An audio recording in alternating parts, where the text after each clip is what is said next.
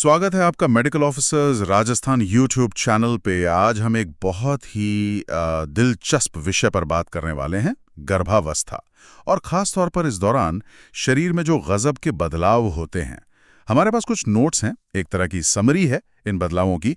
और हमारा मकसद सिर्फ ये लिस्ट करना नहीं है कि क्या बदलता है, हम समझना चाहते हैं कि क्यों, कैसे और इसका मतलब क्या है माँ के लिए, बच्चे के लिए और डिलीवरी की तैयारी के लिए भी। तो चलिए शुरू करते हैं, खोलते हैं इस पिटारे को। सबसे पहले दिल और खून की नसें, कार्डियोवैस्कुलर सिस्टम। यहां क्या चल रहा होता है? नोट्स में है कि एसवीआर कम होता है, ब्लड वॉल्यूम बढ़ता है, ये क्या है? हाँ, बिल्कुल। देखिए, गर्भावस्था में ना शरीर में खून की मात्रा, जिसे हम ब्लड वॉल्यूम या प्रीलोड कहते हैं, वो काफी बढ़ जाती है। मतलब लगभग 40 से 50% तक। ओह, इतना ज्यादा? हाँ, लेकिन साथ ही जो खून की नलियों में रुकावट होती है, सिस्टमिक वैस्कुलर रेजिस्टेंस या एसवीआर, वो कम हो जाती है। ये हार्मोन्स, खासकर प्रोजेस्टेरॉन की वजह से होता है। नसें थोड़ी फैल जाती हैं। अच्छा, तो खून ज्यादा पर रुकावट कम, तो इसका मतलब दिल पे क्या असर पड़ता है?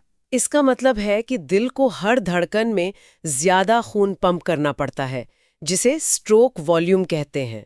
और कुल मिलाकर 1 मिनट में भी ज्यादा खून पंप होता है, यानी कार्डियक आउटपुट बढ़ जाता है। हम्म। और ये बहुत जरूरी है ताकि प्लेसेंटा और बढ़ते बच्चे तक भरपूर खून पहुंचे, ऑक्सीजन, पोषण, सब कुछ। और ये हार्ट रेट, मतलब दिल की धड़कन, वो भी तो बढ़ती है ना?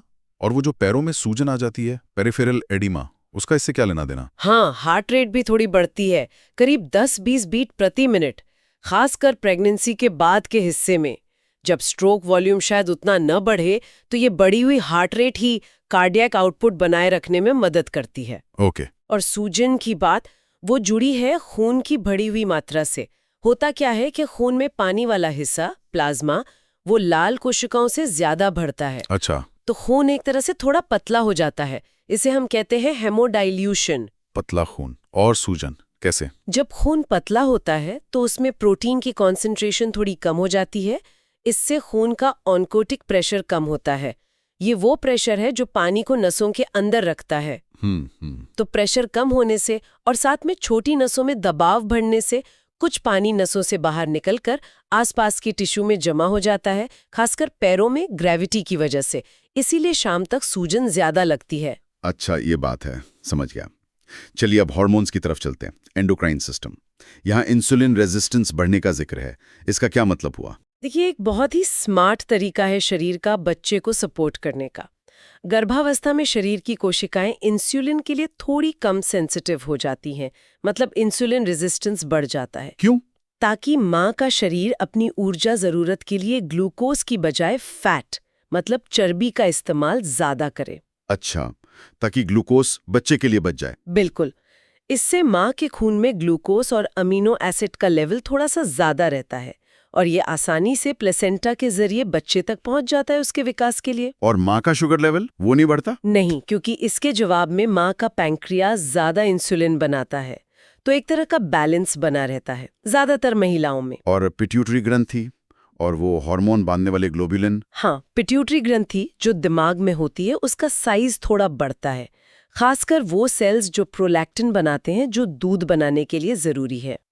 और लिवर कुछ खास प्रोटीन ज्यादा बनाता है, जैसे थायराइड हार्मोन को पकड़ने वाला टीबीजी, कॉर्टिसोल को पकड़ने वाला सीबीजी और सेक्स हार्मोन्स को पकड़ने वाला एसएचबीजी। ओह। इनके बढ़ने से खून में इन हार्मोन्स का टोटल लेवल बढ़ जाता है, लेकिन जो फ्री एक्टिव हार्मोन है वो नॉर्मल ही रहता है। तो ये भी एक संतुलन का तरीका है। गजब है ये संतुलन। अच्छा, अब पेट और आंतों पर आते हैं।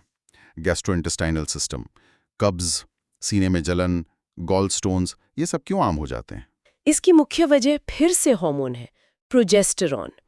ये स्मूथ मसल्स को रिलैक्स करता है और हमारी आंतें स्मूथ मसल से ही बनी है। तो मतलब आंतें सुस्त हो जाती हैं? हाँ, उनकी मूवमेंट, जिसे मोटिलिटी कहते हैं, वो धीमी हो जाती है। खाना धीरे धीरे आगे बढ़ता है, पानी ज्यादा सोख लिया जाता है और नतीजा होता है कब्ज। और सीने में जलन, वो भी प्रोजेस्टेरॉन? बिल्कुल। पेट और खाने की नली के बीच में एक वाल्व होता है, lower oesophageal sphincter, LES। Progesterone उसे भी ढीला कर देता है। अच्छा। तो पेट का एसिड आसानी से ऊपर खाने की नली में आ जाता है। इसी से वो जलन होती है, जैसे जर्ड या एसिड रिफ्लक्स कहते हैं। और पित्त की पथरी, गॉलस्टोन्स? पित्ताशय यानी गॉल ब्लैडर वो भी ठीक से सिकुड़ नहीं पाता। पित्त उसमें जमा रहता है, गाढ़ा हो जाता है और पथरी बनने का चांस बढ़ जाता है। तो ये तीनों दिक्कतें कहीं ना कहीं जुड़ी हुई हैं। प्रोजेस्टेरॉन का काफी रोल है। अब खून पर आते हैं दोबारा। हीमाटोलॉजी, यहाँ एक टर्म है डाइल्यूशनल अनीमिया और खून जमने की प्रवृत्ति का बढ़ना। ये क्या है? डाइल्यूशनल एनीमिया ये असल में सच्चा एनीमिया नहीं है। जैसा हमने पहले कहा था, खून में प्लाज्मा यानी पानी वाला हिस्सा लाल कोशिकाओं से कहीं ज्यादा बढ़ता है। हाँ, हीमोडाइल्यूशन। सही। तो प्रति यूनिट वॉल्यूम में हीमोग्लोबिन और लाल कोशिकाएं कम लगती हैं। ऐसा लगता है जैसे खून पतला हो गया है। इसीलिए इसे डाइल्यूशनल या फिजियोलॉजिकल एनीमिया कहते हैं। ये नॉर्मल है। ओके।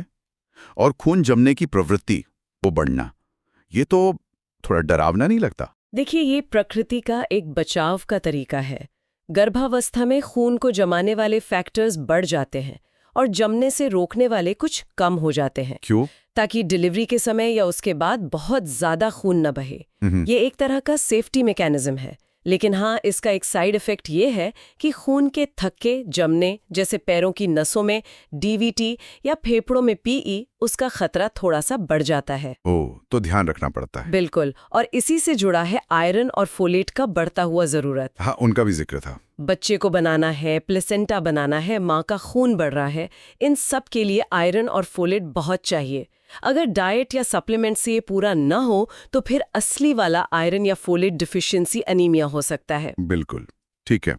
अब शरीर के ढांचे की बात करते हैं। मस्कुलोस्केलेटल सिस्टम, कमर दर्द और जोड़ों का ढीलापन। हाँ, जैसे जैसे बच्चा पेट में बढ़ता है, वजन आगे आता है, तो बॉडी का सेंटर ऑफ ग्रेविटी बदलता है। इसको बैलेंस करने के लिए कमर का जो अंदर की तरफ कर्व होता है, लॉर्डोसिस, वो बढ़ जाता है। अच्छा, इसीलिए कमर में दर्द? हाँ, अक्सर ये एक बड़ा कारण होता है कमर दर्द का। और साथ में हार्मोन्स, खासकर रिलैक्सिन, वो लिगामेंट्स को ढीला कर देते हैं। खासतौर पर पेल्विस यानी कूल्हे के जोड़ों के लिगामेंट्स। ये ढीलापन क्यों? ताकि डिलीवरी के टाइम पेल्विस थोड़ा फैल सके और बच्चे को निकलने के लिए ज्यादा जगह मिले। ये भी डिलीवरी की तैयारी है। कमाल है। त्वचा पर क्या बदलाव आते हैं? नोट्स में पिगमेंटेशन, स्ट्रेच मार्क्स, नसों का जिक्र है। हाँ, स्किन पर भी काफी कुछ दिखता है। हार्मोन्स की वजह से मेलानिन पिगमेंट बनाने वाली कोशिकाएं ज्यादा एक्टिव हो जाती हैं। तो रंग गहरा होता है? हाँ, हाइपर पिगमेंटेशन, जैसे चेहरे पर झाइयां आ सकती हैं, जिसे मेलाज्मा या क्लोएज्मा कहते हैं। पेट पर बीच में काली लकीर बन सकती है, लीनिया नाइग्रा, और निपल के आसपास का एरिया, एरियोला, वो भी गहरा हो जाता है। और स्ट्रेच मार्क्स? वो तो त्वचा के खिंचने से होते हैं। पेट, ब्रेस्ट, जांघों पर स्किन तेजी से खिंचती है तो नीचे की डर्मिस लेयर के फाइबर टूट सकते हैं। वही स्ट्रेच मार्क्स या स्ट्राया ग्रेविडेरियम कहलाते हैं। और वो नसें जो दिखने लगती हैं? Spider angioma, palmar erythema. Estrogen का लेवल ज्यादा होने से खून की छोटी छोटी नसें फैल जाती हैं, तो त्वचा पर मकड़ी के जाले जैसी लाल नसें, स्पाइडर एंजियोमास, दिख सकती हैं। हथेलियां लाल हो सकती हैं, पामर एरिथीमा। और पैरों में नसें फूल सकती हैं, जिन्हें वेरिकोज वेन्स कहते हैं। ये सब डिलीवरी के बाद ठीक हो जाते हैं? ज्यादातर हाँ, धीरे धीरे ठीक हो जाते हैं। अच्छा, अब किडनी पर आते हैं। रीनल सिस्टम, यहाँ पर लिखा है GFR बढ़ता है और BUN क्रिएटिनिन कम होते हैं। इसका क्या मतलब है? यानी किडनी कितनी तेजी से खून को साफ कर रही है। क्योंकि शरीर में खून का बहाव बढ़ा हुआ है और नसों में रुकावट कम है, तो किडनी में भी ज्यादा खून पहुंचता है और वो ज्यादा तेजी से फिल्टर करती है। तो GFR बढ़ गया? हाँ, और जब फिल्ट्रेशन तेज होता है तो खून से वेस्ट प्रोडक्ट्स जैसे यूरिया, BUN और क्रिएटिनिन वो ज्यादा निकल जाते हैं। इसलिए खून में उनका लेवल कम हो जाता है। तो ये जानना बहुत जरूरी है, क्योंकि अगर किसी गर्भवती महिला का BUN creatinine level normal range में भी हो तो वो असल में ज्यादा माना जा सकता है। बिल्कुल सही, क्योंकि उनका बेसलाइन ही कम हो गया है। तो जो नॉन प्रेग्नेंट के लिए नॉर्मल है वो प्रेग्नेंट के लिए एलिवेटेड हो सकता है और किडनी की किसी दिक्कत का संकेत दे सकता है। ध्यान रखने वाली बात है। और यूरिन में ग्लूकोज या प्रोटीन? हाँ, क्योंकि किडनी ज्यादा फिल्टर कर रही है तो कभी-कभी थोड़ी मात्रा में ग्लूकोज या प्रोटीन लीक होकर यूरिन में आ सकता है। बहुत थोड़ी मात्रा में ये नॉर्मल हो सकता है। और वो किडनी या यूरेटर में सूजन? हाइड्रोनेफ्रोसिस। हाँ, प्रोजेस्टेरॉन मूत्रवाहिनी यूरेटर को रिलैक्स करता है और बढ़ता हुआ गर्भाशय भी उन पर दबाव डालता है, खासकर दाईं तरफ। इससे यूरिन का फ्लो थोड़ा धीमा हो सकता है और यूरेटर और किडनी का ऊपरी हिस्सा हल्का सा फूल सकता है। ओह! इसे हाइड्रोयूरेटर या हाइड्रोनेफ्रोसिस कहते हैं। और क्योंकि यूरिन थोड़ा रुका रहता है, इससे यूरिन इन्फेक्शन या किडनी इन्फेक्शन, पाइलोनेफ्राइटिस का खतरा बढ़ जाता है। ओके। आखिर में सांस लेने की प्रणाली, रेस्पिरेटरी सिस्टम। यहाँ हाइपरवेंटिलेशन का जिक्र है। क्या मतलब तेज सांस लेना? तेज नहीं, बल्कि गहरी सांस लेना। प्रोजेस्टेरॉन दिमाग में रेस्पिरेटरी सेंटर को स्टिमुलेट करता है। अच्छा। तो हर सांस में ज्यादा हवा अंदर जाती है। इसे टाइडल वॉल्यूम कहते हैं, वो बढ़ जाता है। लेकिन सांस लेने की रफ्तार, रेस्पिरेटरी रेट, वो लगभग उतनी ही रहती है। तो इसे हाइपरवेंटिलेशन क्यों कहते हैं? क्योंकि शरीर जरूरत से ज्यादा हवा अंदर बाहर कर रहा होता है। ये क्रॉनिक या फिजियोलॉजिकल हाइपरवेंटिलेशन है। और ये गहरी सांस क्यों जरूरी है? इससे खून में कार्बन डाइऑक्साइड CO2 का लेवल कम हो जाता है, खून हल्का सा एल्कलाइन हो जाता है। और ये मदद करता है बच्चे के खून से CO2 को माँ के खून में लाने में, ताकि माँ उसे सांस के जरिए बाहर निकाल सके। ये CO2 ग्रेडियंट बनाने में मदद करता है। लेकिन इससे माँ को सांस लेने में दिक्कत महसूस हो सकती है। हाँ, कभी-कभी भले ही ऑक्सीजन लेवल बिल्कुल ठीक हो, इस बदले हुए CO2 लेवल और गहरी सांस की वजह से कुछ महिलाओं को लगता है कि उन्हें पूरी सांस नहीं आ रही। इसे डिस्पनिया ऑफ प्रेगनेंसी कहते हैं। वाह, तो ये थे कुछ मुख्य बदलाव। मतलब शरीर क्या कुछ नहीं करता एक नई जिंदगी को सहेजने और जन्म देने के लिए।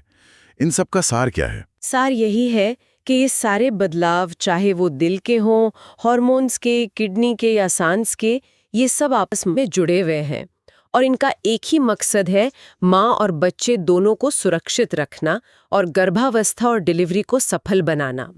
हर सिस्टम, हर अंग इस बड़ी जिम्मेदारी के लिए खुद को ढालता है। ये प्रकृति का एक, आप कह सकते हैं, अद्भुत ऑर्केस्ट्रा है जहाँ सब मिलकर काम करते हैं। बिल्कुल। यहाँ एक सवाल आता है मन में, ये बदलाव तो हम कह रहे हैं सामान्य हैं, पर हर महिला इन्हें बिल्कुल अलग तरह से अनुभव करती है ना? किसी को बहुत ज्यादा मॉर्निंग सिकनेस होती है, किसी को कम, किसी को ज्यादा सूजन, किसी को कम। हाँ, ये बिल्कुल सही है। तो क्या चीजें हैं जो इस अनुभव को इतना व्यक्तिगत बनाती हैं? क्या इसमें लाइफस्टाइल, डाइट, पहले से कोई बीमारी हो, या फिर जेनेटिक्स का भी रोल है? ये सोचने वाली बात है कि हर प्रेगनेंसी अपने आप में कितनी यूनिक होती है ना? निश्चित रूप से ये व्यक्तिगत भिन्नताएं बहुत महत्वपूर्ण है। आज के लिए इतना ही। सुनते रहिए और सीखते रहिए।